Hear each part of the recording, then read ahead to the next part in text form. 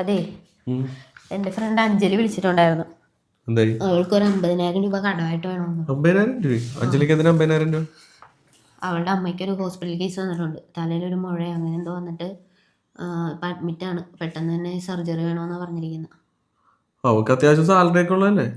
Salary ഉണ്ട്, പക്ഷേ ഇപ്പൊ ഹോസ്പിറ്റലിൽ കുറേ ദിവസങ്ങളായില്ലേ ബില്ലടക്കാനായിട്ട്. ഇനിയിപ്പോ എന്തിനാണ് പൈസ? അവള് ഹോസ്പിറ്റലിൽ വർക്ക് ചെയ്യണേ, അവൾക്ക് ഇൻഷുറൻസ് ക്ലെയിം ചെയ്താൽ പോരെ? പക്ഷെ ഇൻഷുറൻസ് എടുത്തിട്ടില്ല. ഒരു ഹോസ്പിറ്റലിൽ വർക്ക് ചെയ്തിട്ട് അവള് ഹെൽത്ത് ഇൻഷുറൻസ് എടുത്തിട്ടില്ലേ? ഇല്ല. അവളോട് ഇൻഷുറൻസ് എടുക്കുന്ന കാര്യമൊക്കെ പറയുമ്പോൾ അവള് 2 ചിട്ടിയുണ്ട്, വണ്ടിയുടെ EMI, ഹോം ലോൺ, ഇതൊക്കെ എല്ലാം ഉള്ളതുകൊണ്ട് മാറ്റി മാറ്റി വെച്ചേക്കുമായിരുന്നു. പക്ഷെ പെട്ടെന്ന് ഇങ്ങനെ ഒരു കേസ് വന്നത്. ഇപ്പൊ ചിട്ടിയൊക്കെ എന്തേ? ചിട്ടിയെ കൊണ്ട് വല്ല കൊണ്ടുണ്ടായോ? കഴിഞ്ഞിടക്ക് ചിട്ടി വന്നു. ആ ചിട്ടിയുടെ പൈസയും അവള് മോളെ പഠിപ്പിക്കാൻ വേണ്ടി വെച്ചിരുന്ന പൈസയും എല്ലാം എടുത്ത് ഇപ്പോൾ ഹോസ്പിറ്റലിൽ ചിലവാക്കി. പിന്നെ ഇപ്പോൾ അമ്മയുടെ കൂടെ നിൽക്കാൻ അവൾ മാത്രമല്ലേ ഉള്ളൂ. അപ്പോൾ അതുകൊണ്ട് അവൾക്ക് ജോലിക്കും വരെയൊക്കെ വരാൻ പറ്റുന്നില്ല.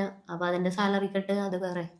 മൊത്തത്തിൽ അഞ്ജലി ഇപ്പൊ പെട്ട് നിൽക്കണേ. ആ ഈ ചിട്ടിയൊക്കെ ആൾക്കാർ കൂടുന്നത് ഒരു ഇൻവെസ്റ്റ്മെന്റ് ആയിട്ടാണ് അവർ കൂടുന്നത്. പക്ഷെ ആക്ച്വലി ഇതൊരു ഇൻവെസ്റ്റ്മെന്റ് ആണോ ഈ ആക്ച്വലി ചിട്ടിയൊക്കെ കൂടുന്നത്?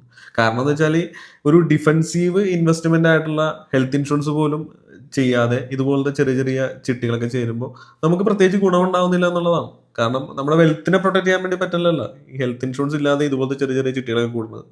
ഒരു 1000 രൂപയൊക്കെ മാസം മുടക്കി EMI ആയിട്ട് പോലും നമുക്ക് ഹെൽത്ത് ഇൻഷുറൻസ് ചെയ്യാൻ വേണ്ടി പറ്റും. അപ്പൊ അതൊന്നും ആരും ചെയ്യില്ല.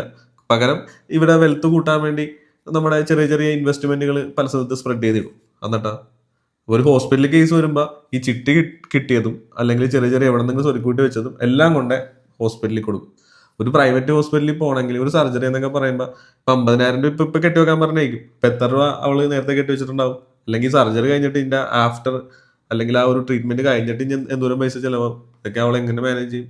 അതും പോട്ടെ, ഇനി ഹോസ്പിറ്റലിൽ നിന്ന് ഇറങ്ങിയാന്ന് പോട്ടെ, അത് കഴിഞ്ഞിട്ടുള്ള ചെലവുകൾ എന്തോരം. ഞാനിപ്പോൾ അവളോട് എന്താ പറയണ്ട, അവൾ വിളിച്ചിട്ട് ഭയങ്കര കരച്ചിലാണ്. ചോദിച്ച സ്ഥിതിക്ക് പിന്നെ പൈസ കൊടുക്കാന്ന് പറയും. പക്ഷേ നിന്റെ ബാക്കി ഫ്രണ്ട്സിനോട് നീ പറയണം, ഹെൽത്ത് ഇൻഷുറൻസ് മാൻഡേറ്ററി ആണ്. ഒരു സാധാരണക്കാരൻ്റെ അല്ലെങ്കിൽ ഒരു മിഡിൽ ക്ലാസ് ഫാമിലിനെ സ്പോയിലാക്കുന്നത് തന്നെ ഇതുപോലത്തെ ഹോസ്പിറ്റൽ കേസ് വരുമ്പോഴാണ്. ഹെൽത്ത് ഇൻഷുറൻസ് ഇല്ലാതെ ഇനി ഈ കാലഘട്ടത്തിൽ മുന്നോട്ട് പോകാൻ വേണ്ടി നമുക്ക് പറ്റില്ല. കാരണം നമ്മുടെ ലൈഫ് സ്റ്റൈൽ പല ഫാക്ടേഴ്സ് കൊണ്ട് നമുക്ക് എന്തൊക്കെ രോഗങ്ങൾ വേണമെങ്കിലും എപ്പോൾ വേണമെങ്കിലും വരാം. അതിനെക്കുറിച്ച് യാതൊരു ഐഡിയ നമുക്കില്ല എപ്പോൾ ഹോസ്പിറ്റൽ കേസ് വരും എന്നുള്ളത്. പക്ഷെ ഒരു ഹെൽത്ത് ഇൻഷുറൻസ് ഇല്ലാതെ ഒരു പ്രൈവറ്റ് ഹോസ്പിറ്റലിൽ പോയിട്ട് കാര്യമില്ല. ഒരു മര്യാദക്കുള്ള ചികിത്സയും കിട്ടില്ല. നമ്മൾ കഷ്ടപ്പെട്ട് സ്വരുക്കൂട്ടി ഉണ്ടാക്കി വെച്ചിട്ടുള്ള പൈസ ഒരൊറ്റ നിമിഷം കൊണ്ട് എന്തെങ്കിലും കേസ് വന്നാൽ ഹോസ്പിറ്റലിൽ കൊണ്ടേ കൊടുക്കേണ്ടി വരും. അപ്പോൾ ഇനി നിന്റെ ഫ്രണ്ട്സിനോട് പറഞ്ഞേക്കണം, ഹെൽത്ത് ഇൻഷുറൻസ് എടുക്കണം. അതിനെക്കുറിച്ച് എന്തെങ്കിലും ഡൗട്ടോ കാര്യങ്ങളുണ്ടെങ്കിൽ എൻ്റെ നമ്പർ കൊടുത്തേക്കുക. അല്ലെങ്കിൽ പുതിയതായിട്ട് എന്തെങ്കിലും ഹെൽത്ത് ഇൻഷുറൻസ് എടുക്കണമെന്നാണെങ്കിൽ നിന്റെ ഫ്രണ്ട്സും നിങ്ങളും എന്നെ കോൺടാക്ട് ചെയ്യുക. നമ്പർ താഴെ കൊടുത്തിട്ടുണ്ട്.